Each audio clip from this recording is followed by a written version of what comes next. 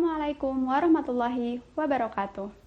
Halo semuanya, terima kasih ya sudah mengklik video ini. Perkenalkan, nama saya Siti Sarah Salsabila. Saya mahasiswi Tadris Fisika Universitas Islam Negeri Syarif Hidayatullah, Jakarta. Di video ini, saya akan menjelaskan materi pembelajaran fisika SMA kelas 12, yaitu tentang medan magnet. Selamat menyaksikan!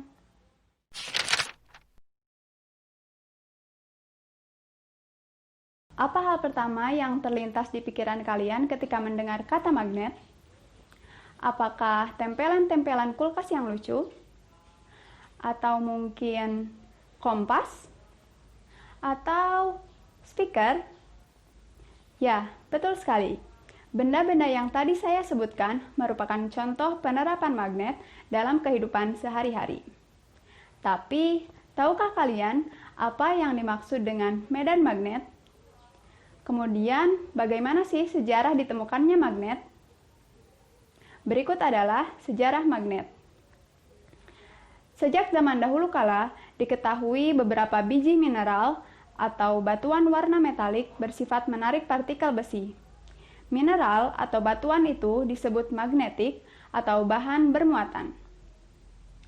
Thales, seorang filosofi Yunani yang hidup pada abad ke-6 sebelum Masehi, adalah orang pertama yang menaruh perhatian pada sifat biji besi ini. Akan tetapi, kemungkinan sebelum adanya pendapat dari Thales ini sudah ditemukan pendapat-pendapat yang lain. Setelah masa Thales, batuan bermuatan itu sering disebut dalam tulisan kuno lebih dari 2000 tahun yang lalu. Orang Yunani yang hidup di Magnesia menemukan batu yang istimewa. Batu tersebut dapat menarik benda-benda yang mengandung logam. Ketika batu itu digantung sehingga dapat berputar salah satu ujungnya, selalu menunjukkan arah utara. Batu bermuatan itu dinamai magnet.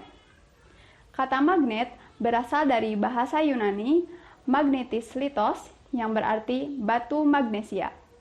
Juga berarti sebuah wilayah di Asia kecil tempat ditemukannya banyak endapan magnetik. Lalu, apa sih yang disebut dengan medan magnet itu sendiri? Yuk kita lanjut ke materi berikutnya.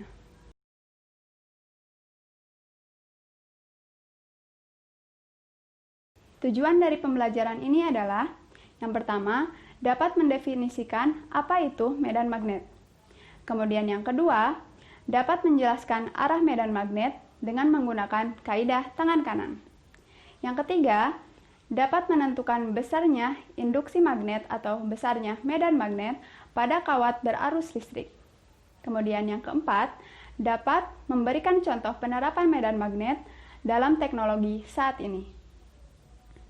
Baiklah, kita langsung saja ke materi yang pertama.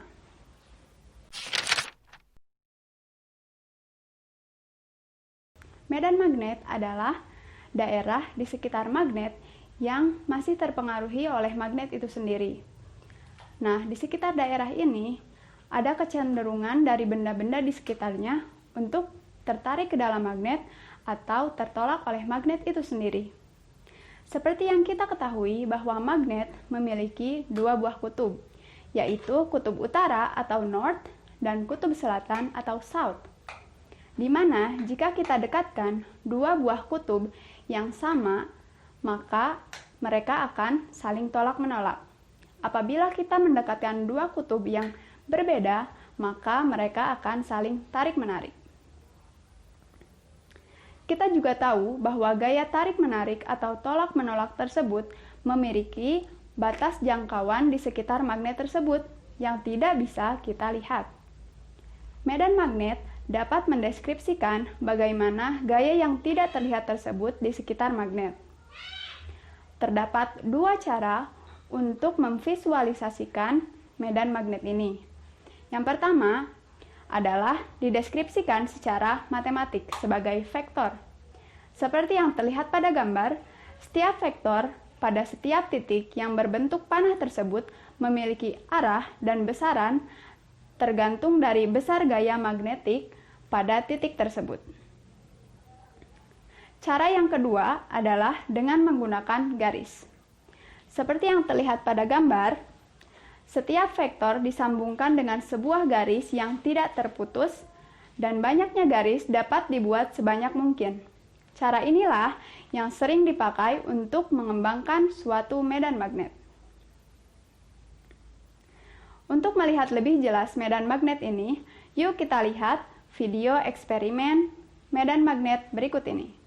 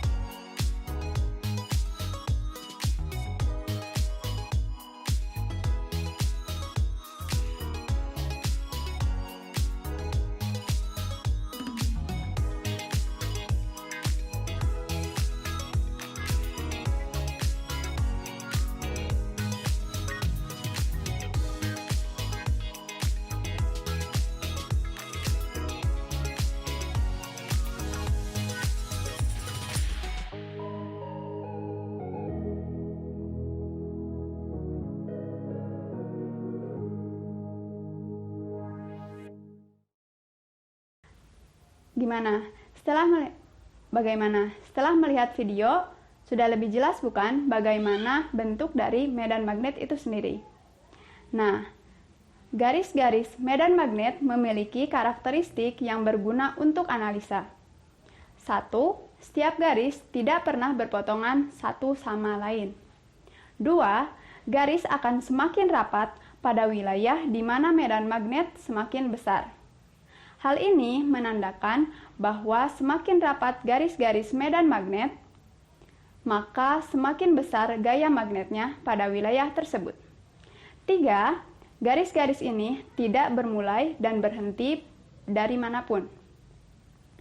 Akan tetapi, garis-garis tersebut membentuk suatu lingkaran tertutup dan tetap menyambung di dalam material magnet. 4. Arah medan magnet direpresentasikan dengan panah pada garis-garisnya. Terkadang, tanda panah tidak digambar pada garis-garis medan magnet. Akan tetapi, medan magnet akan selalu memiliki arah dari kutub utara ke kutub selatan. 5. Garis-garis ini dapat divisualisasikan secara nyata. Cara yang paling sederhana adalah dengan menggambarkan. Kelima, garis-garis ini dapat divisualisasikan secara nyata. Cara yang paling sederhana adalah dengan menyebarkan bubuk besi di sekitar magnet, seperti yang digambarkan pada eksperimen sebelumnya. Bagaimana? Sudah tahu kan definisi dari medan magnet dan sifat-sifatnya? Yuk kita lanjut ke pembahasan selanjutnya. Selanjutnya adalah Induksi magnetik atau besarnya medan magnet. Pembahasan yang pertama adalah mengenai induksi magnet di sekitar kawat lurus yang dialiri oleh arus. Jika kita alirkan arus listrik melalui kabel, contohnya dengan menyambungkannya ke baterai, maka kita akan mendapat dua fenomena. Semakin besar arus yang mengalir pada kabel, maka akan semakin besar pula medan magnet yang dihasilkan. Demikian pula sebaliknya.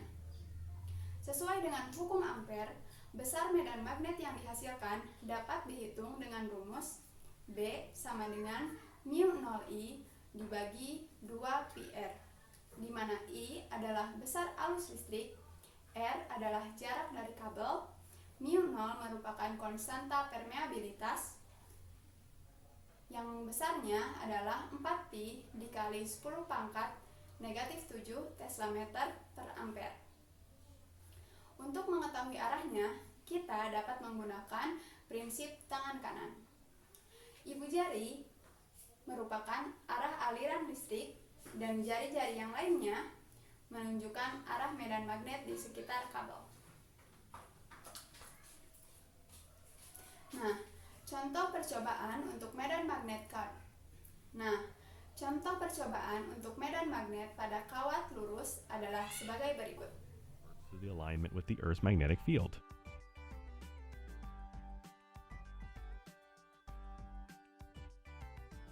As it turns out, an electric current made up of moving charged particles produces a magnetic field that circles around the moving current, as shown by these blue lines. If you reverse the direction of the current, then the magnetic field around the wire moves in the opposite direction, and the needle on the compass flips to reflect the change in field. If you move the compass to a new spot near the wire, the needle will realign with the direction of the magnetic field in that particular location.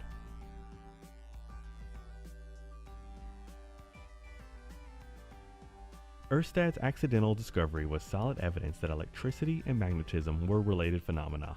The announcement of his findings incited a tremendous outbreak of research in the nascent field of electromagnetics in the early 1820s. Selanjutnya, mari kita bahas contoh soal medan magnet pada kawat lurus.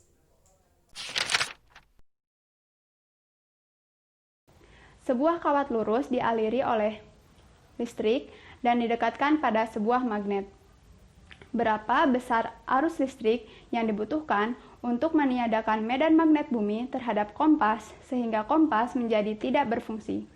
Kita asumsikan bahwa medan magnet bumi sebesar 5 dikali 10 pangkat negatif 5 Tesla. Pembahasan. Dengan menggunakan rumus medan magnet, B sama dengan μ0I dibagi 2πr, dapat dicari besar arus listrik, yaitu I sama dengan B dikalikan 2πr dibagi μ0. Diketahui bahwa jarak R dari kompas ke kabel sebesar 0,05 meter. Maka didapat I sama dengan 5 dikali 10 pangkat negatif 5 Tesla dikali 2pi dikali 0,05 meter dibagi 4pi dikali 10 pangkat negatif 5 Tesla meter per A, di mana I hasilnya sama dengan 12,5 ampere. Dengan menggunakan kaidah tangan kanan, kita harus menempatkan ibu jari kita ke bawah agar jari-jari yang lain memiliki arah yang berlawanan dengan medan magnet kompas, sehingga arah arus listrik menembus menuju ke kertas layar.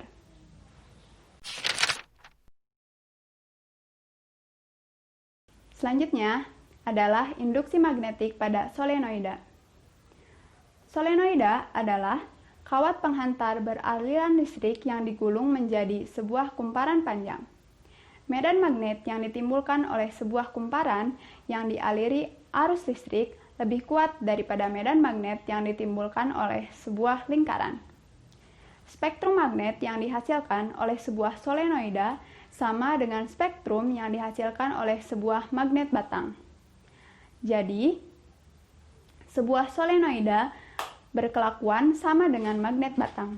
Jika pada tiap ujung kumparan ditempatkan sebuah magnet, maka kutub utara salah satu magnet akan ditarik oleh ujung kumparan yang satu. Sedangkan kutub utara, magnet yang lain ditolak oleh ujung kumparan yang lainnya. Jika dalam sebuah kumparan diletakkan inti besi lunak, maka kemagnetannya menjadi jauh lebih besar, di mana susunannya seperti pada gambar berikut. Besar induksi magnet di tengah-tengah solenoida memenuhi persamaan B sama dengan mu0 In dibagi L, di mana B adalah induksi magnetik di pusat kumparan, I adalah kuat arus, N adalah jumlah lilitan, L adalah panjang solenoida, dan mu0 adalah permeabilitas udara atau vakum. Nah, selain besarnya medan magnet di tengah-tengah solenoida, kita juga bisa mengetahui besarnya medan magnet yang berada di ujung dari solenoida, di mana rumusnya adalah B sama dengan setengah dikalikan mu0 In dibagi L, dengan ketentuan sama seperti sebelumnya. Oke, selanjutnya adalah contoh soal untuk medan magnet pada solenoida. Pertanyaannya, sebuah solenoida dengan panjang 20 cm dan jumlah lilitan 100 dialiri arus listrik sebesar 2 ampere, di mana mu0 sama dengan 4pi dikalikan 10 pangkat negatif 7 Tesla meter per ampere. Tentukan A. Besarnya induksi magnetik di tengah-tengah solenoida, dan B. Besarnya induksi magnetik di ujung solenoida. Penyelesaiannya diketahui I sama dengan 2 ampere, N sama dengan 100 lilitan, L sama dengan 20 cm, dan mu0 sama dengan 4pi dikalikan 10 pangkat negatif 7 Tesla meter per ampere. Ditanyakan A. Besarnya induksi magnetik di tengah-tengah solenoida, B. Besarnya induksi magnetik di ujung solenoida. Jawab A. Besarnya induksi magnetik di tengah-tengah solenoida, rumusnya adalah B sama dengan mu0 In per L. B sama dengan 4pi dikalikan 10 pangkat negatif 7 Tesla meter per ampere dikalikan 20 ampere dikalikan 1000 dibagi 2 dikali 10 pangkat negatif 3 meter. Hasil dari B-nya adalah 400pi dikalikan 10 pangkat negatif 4 Tesla meter per meter kuadrat. Jadi, besarnya medan magnet di tengah-tengah solenoida adalah 400pi dikalikan 10 pangkat negatif 4 Tesla meter per meter kuadrat. Kemudian, bagian yang B, besarnya induksi magnetik di ujung solenoida. B sama dengan setengah dikalikan mu0 In dibagi L. Sehingga langsung kita hitung dari bagian A, B sama dengan 200pi dikalikan 10 pangkat negatif 4 Tesla meter per meter kuadrat. Jadi, besarnya medan magnet di ujung solenoida adalah 200pi dikalikan 10 pangkat negatif 4 Tesla meter per meter kuadrat.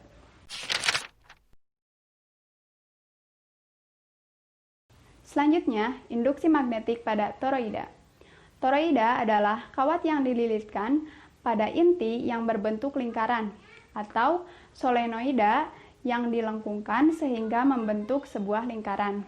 Jadi, pada prinsipnya, toroida merupakan solenoida yang intinya dibengkokkan sehingga berbentuk lingkaran. Nah, besarnya induksi magnetik pada toroida adalah B sama dengan mu0 Ln, dengan N adalah jumlah lilitan kawat per satuan panjang kawat. Dalam hal ini, panjang kawat adalah sama dengan keliling lingkaran, atau 2πa. Sehingga persamaannya menjadi sebagai berikut. B sama dengan mu0 In dibagi L, atau B sama dengan mu0 In dibagi 2πa, di mana B adalah induksi magnetik, mu0 adalah permeabilitas udara atau vakum, N adalah jumlah lilitan, Pi adalah 3,14 atau 22/7, dan A adalah jari-jari efektif toroida. Selanjutnya, mari kita bahas contoh soal medan magnet pada toroida. Pertanyaannya, sebuah toroida memiliki jari-jari efektif 10 cm dan jumlah lilitan 10, dialiri arus listrik sebesar 2 ampere. μ0 adalah 4pi dikali 10 pangkat negatif 7 Tesla meter dibagi ampere. Tentukan besarnya induksi magnetik pada toroida tersebut. Penyelesaiannya diketahui μ0 sama dengan 4pi dikalikan 10 pangkat negatif 7 Tesla meter per ampere, N-nya 10, Pi-nya 22/7 atau 3,14, dan A-nya adalah 10 cm. Ditanyakan besarnya induksi magnetik pada sumbu toroida. Jawaban B sama dengan μ0 IN dibagi 2πA, sehingga B sama dengan 4pi dikalikan 10 pangkat negatif 7 Tesla meter per ampere dikalikan 2 ampere dikalikan 10 dibagi 2pi dikali 10 pangkat negatif 3 meter. Dan B hasilnya adalah 40pi dikali 10 pangkat negatif 4 Tesla meter per meter kuadrat.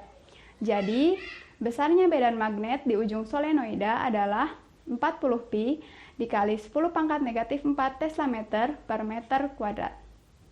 Untuk mengetahui tingkat pemahaman kalian tentang induksi magnetik pada kawat lurus, solenoida, dan toroida, saya sudah menyiapkan 3 buah latihan soal yang jawabannya akan saya sertakan di akhir video. Berikut latihan soalnya.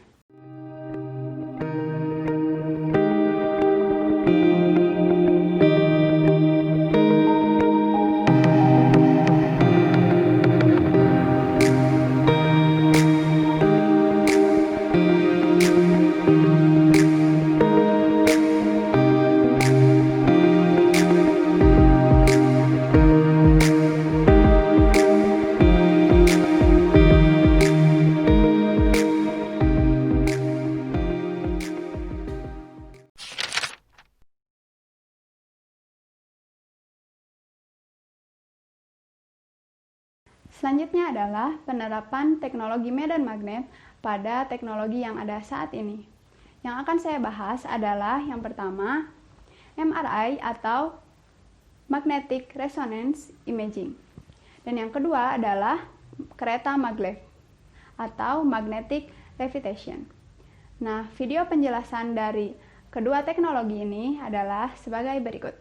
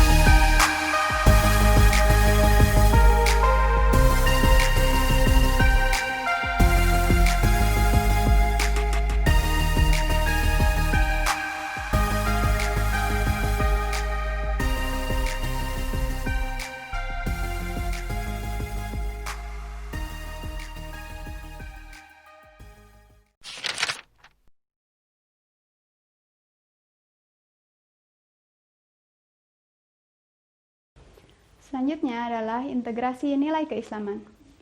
Planet Bumi meliputi medan magnet yang sangat kuat, dan daerah ini menghalangi partikel-partikel yang dihasilkan oleh matahari yang disebut dengan angin matahari yang mematikan. Dan para ilmuwan menegaskan bahwa matahari ditransmisikan lebih dari 1.000 juta kilogram zat berbahaya dalam setiap detik. Tentu saja, sebagian dari bahan ini dekat dengan bumi dan menguap di perbatasan dari magnetosfer. Bumi dan Allah telah Tentu saja, sebagian dari bahan ini dekat dengan bumi dan menguap di perbatasan dari magnetosfer bumi. Dan Allah telah memberikan perbekalan berupa penutup yang memiliki kemampuan aneh, sehingga dapat menghalangi serangan surya yang mematikan. Para ilmuwan berkata, sekiranya tidak ada medan ini, maka tidak akan ada kehidupan di bumi. Dari medan magnet ini merupakan nikmat besar yang tidak terasa, tetapi Allah memberitahu kepada kita tentang hal tersebut dalam Al-Quran. Karena itu Allah berfirman dalam Quran Surah Al-Anbiya ayat 32 yang artinya, dan kami menjadikan langit itu sebagai atap yang terpelihara, sedang mereka berpaling dari segala tanda-tanda kekuasaan Allah yang terdapat padanya. Masya Allah sekali kan? Semoga setiap hal yang kita pelajari, bidang ilmu apapun itu, senantiasa menjadikan kita lebih mendekatkan diri kepada Allah Subhanahu wa Ta'ala. Amin ya Allah ya Rabbal Alamin. Kesimpulan dari materi ini, yang pertama adalah medan magnet adalah ruang di sekitar suatu magnet, di mana magnet lain atau benda lain mudah dipengaruhi magnet akan mengalami gaya magnetik jika diletakkan pada ruang tersebut. Yang kedua, untuk mengetahui besarnya medan magnet pada kawat lurus digunakan kaidah tangan kanan, di mana arah ibu jari merupakan arah dari arus listrik dan arah dari jari-jari yang lainnya merupakan arah medan magnet.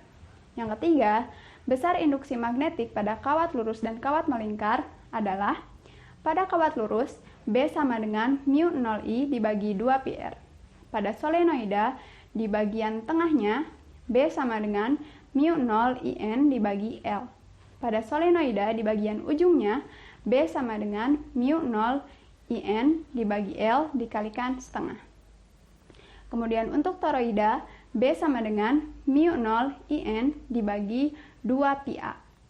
Yang keempat, penerapan teknologi yang menggunakan medan magnet pada saat ini diantaranya adalah MRI dan kereta maglev.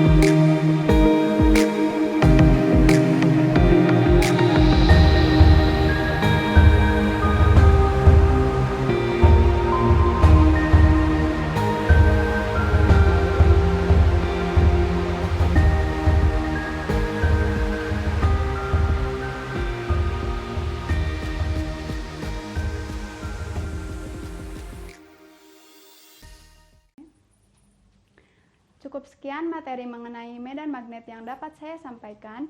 Mohon maaf apabila terdapat kesalahan dalam penyampaian. Semoga video ini bermanfaat. Terima kasih sudah menonton sampai akhir. Wassalamualaikum warahmatullahi wabarakatuh. Sampai jumpa di video berikutnya. Jangan lupa like ya.